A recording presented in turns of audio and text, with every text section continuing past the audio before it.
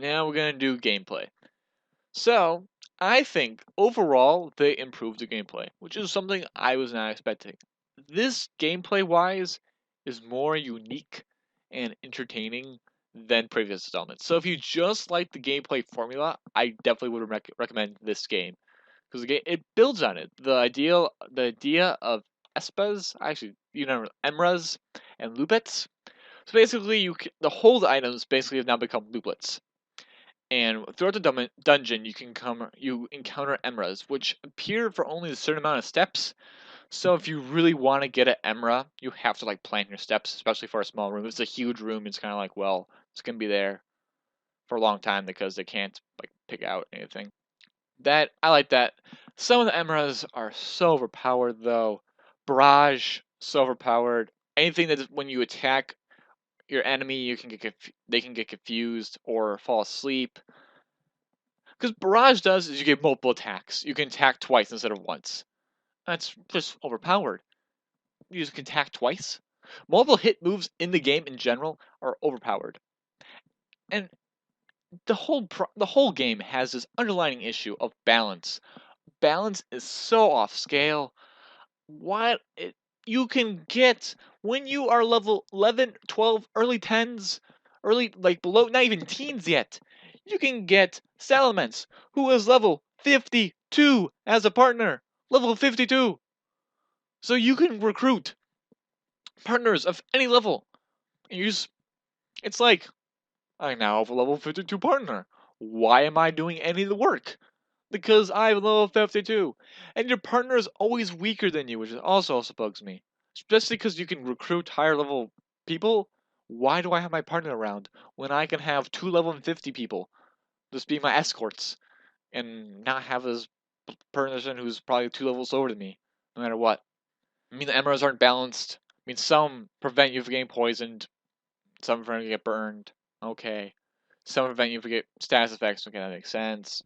Some are just weird. I mean, some allow you to like use some items twice without getting a use of them, which is cool. Some of them let you see Pokemon on the floor, which is also really good. Some let you dig into walls. Some allow you to, and then even like the looplets themselves have some weird abilities. Most of them are just buff attack, buff special defense, buff stat. One is that if you collect money, you restore a little bit of health, which I had for like the whole game because it was somewhat useful. Not really. And also at the end of each dungeon, the emeralds will disappear.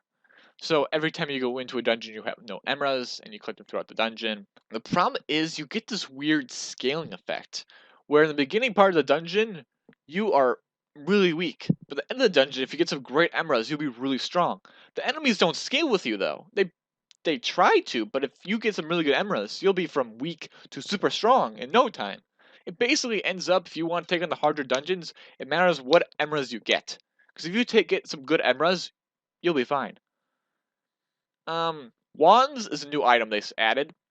It's stackable items, which have similar effects to orbs, but you can just use them on like one enemy or maybe like a small group if need be. And some of them are really good. The paralyzed one, the sleep one are quite good. You have a stay away one, which warps them and paralyzes. There's a warp one. I like them. I personally use the wands a lot. If you had just were by yourself, it's a lot of strategy, like when I can use a wand, because there's two dungeons in the post story, well, there's three total ones, but two of them you have to be by yourself. So you have this like weird thing where you like play with wands, where it's like, well, I have to use it here. I can only take on one enemy at once, because if I take on two enemies at once, I'm gonna die. So I liked wands. So the ability came back, which is something great. I was kind of upset that they removed the belly because you could just like grind forever until like this mysterious force came up and kicked you out the floor or the whole thing. But now it's just like, well, you got the you're gonna use apples there again are back. You have it's like a team attack almost where you surround like the enemy and then you all attack at once, which is kind of cool. It uses up hunger, so it's like, oh, it's balancing. You can't just use it constantly because you'll run out of hunger. You'll be hungry again, which is cool. You have a nice little balance there. I like it. Um, Alliances. That's what it is. Alliance attack. Oh yeah, and then you have the whole jobs thing, which is now through a connection orb.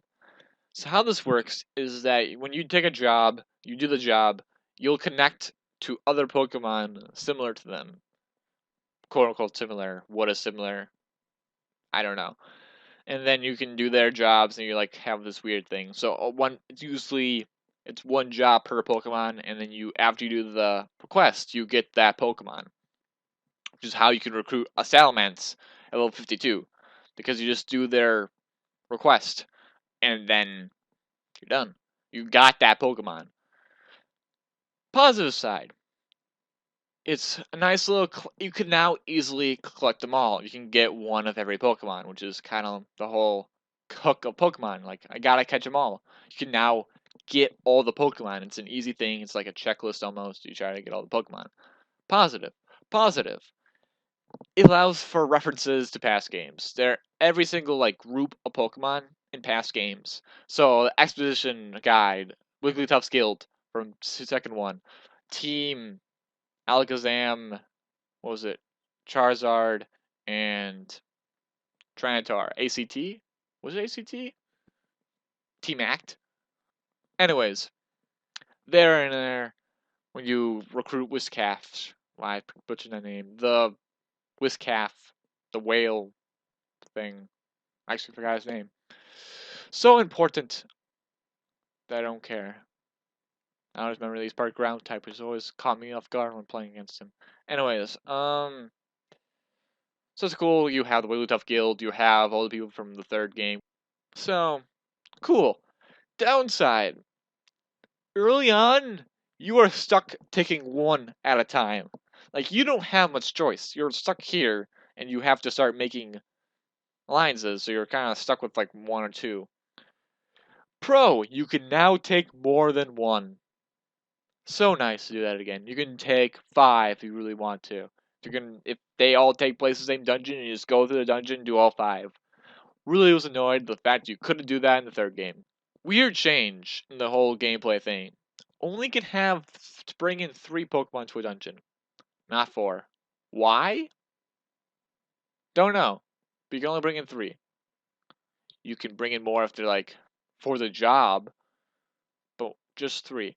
There are way more dungeons that aren't story based. Big thing of 1 and 2, like almost every dungeon that you went to as part of the story, and then later could go back there to do missions. There are a ton of dungeons in the newest one that you like have nothing. They have no significance. They're just there. So it's kind of like pros and cons. It's kind of like they took the feature of the circle thing, where you could look at any circle in the third game, if anyone ever did that, and it creates a dungeon based on what it looks like, and just threw all like possible dungeons there. Because you can just create a dungeon. It's not hard. You pick a background, you pick a type, you just like go with it. Oh, dungeons are also really short.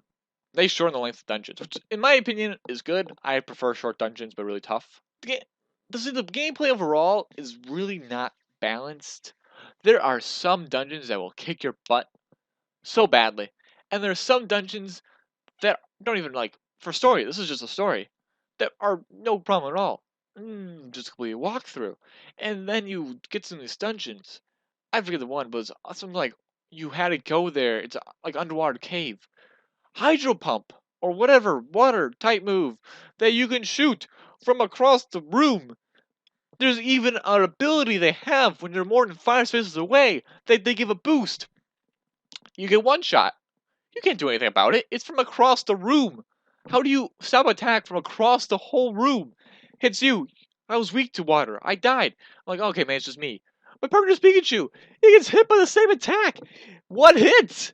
It's like, what do I do? I just brought enough Reviver Seeds so I just wouldn't die. I would just keep dying, just revive, dying, revive. Okay, there's now also Tiny Reviver Seeds. Why? They broke Tiny Reviver Seeds and Reviver Seeds down. For tiny ones that you won't restore hunger or PP, but and also they broke max elixirs down to just elixirs, where elixirs are just some of it. Why? I mean, it's not bad.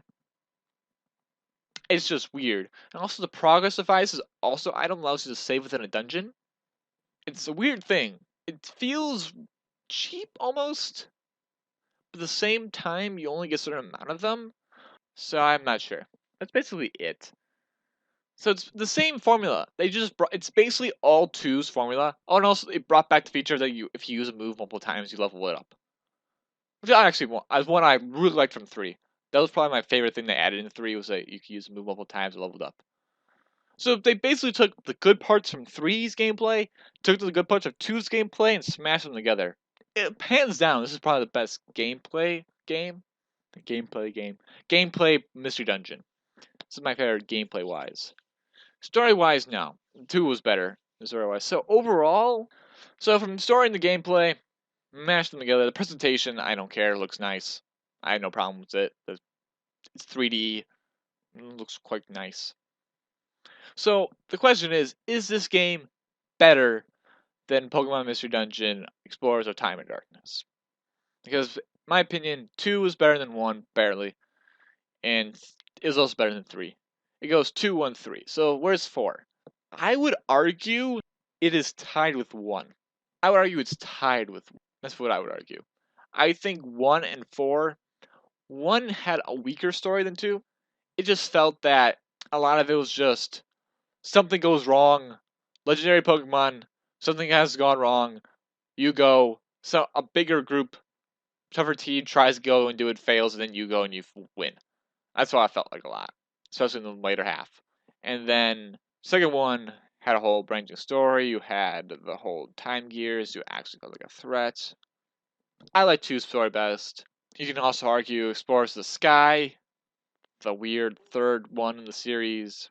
The 2.5 was better because it added the background story. So I think that's still the best. But gameplay wise, I think this one's definitely better gameplay wise. It's just the story. The story drags up in the middle to mid late. It drags. Like it definitely drags. Like I could not sit this down and just play all the way through like I did when I originally got to. Like the story does not hook you in halfway through. It hooked me in for like the first third. Hooked. And then the gameplay came in and I was like, "Oh, this is fun." But I never felt like if it was too much of this game gets tedious. So, it's good in short bursts. The story didn't make me feel like I wanted to keep going, unlike 2. So, it's a good game. Recommend playing it if you played any other Mystery Dungeons. If you did not like any other Mystery Dungeon games, do not play this one. It is more the same. So yeah, basically my thoughts on the game.